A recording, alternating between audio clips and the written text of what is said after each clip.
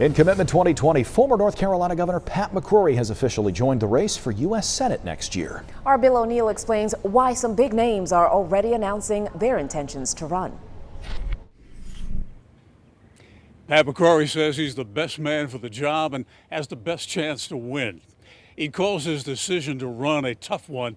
He says he expects attacks from both Democrats and Republicans. I'm going to run for the U.S. Senate.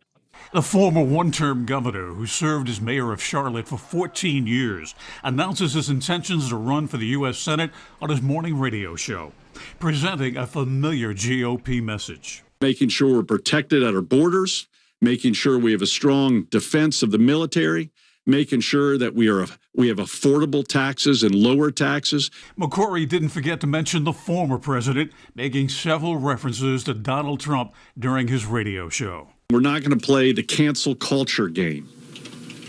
That was one of the great strengths of President Trump, was he didn't care about the cancel culture. We've got to listen to the blue-collar worker out there that I think the last administration did such a good job in doing.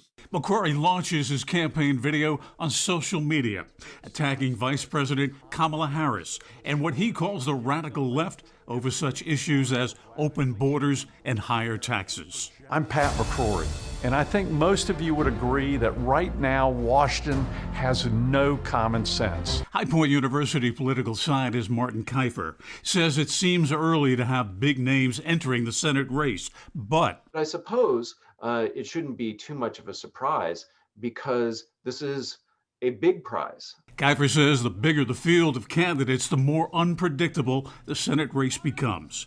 One candidate considering the race is former President Trump's daughter-in-law, Lara Trump. That may change the fortunes of some other people, who might have been hoping that their relationship with the former president would help. A new GOP poll finds Lara Trump with a double-digit lead in the North Carolina Senate race.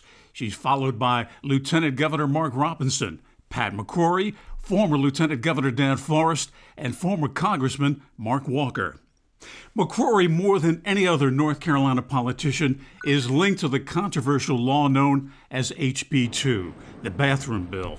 Not surprisingly, Mr. McCrory didn't mention HB 2 today.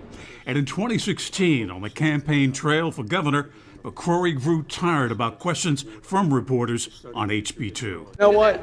I'm going to move on to any questions because I think people want to hear about what's really happening in our schools, not the issues that the media seems to be focused on. According to Republicans I spoke with today, McCrory faces another hurdle. They claim that he burned bridges with the party while serving as governor by nominating Democrats such as former Greensboro Mayor Keith Holliday to high-paying state jobs. McCrory named Holliday to the North Carolina Utilities Commission, a position paying over $100,000 a year. High Point political scientist Martin Keifer says Republicans stand a good chance of holding on to the seat of retiring Richard Burr, noting that the party not in control of the White House traditionally does well in midterm elections. In Greensboro, Bill O'Neill, WXII 12 News.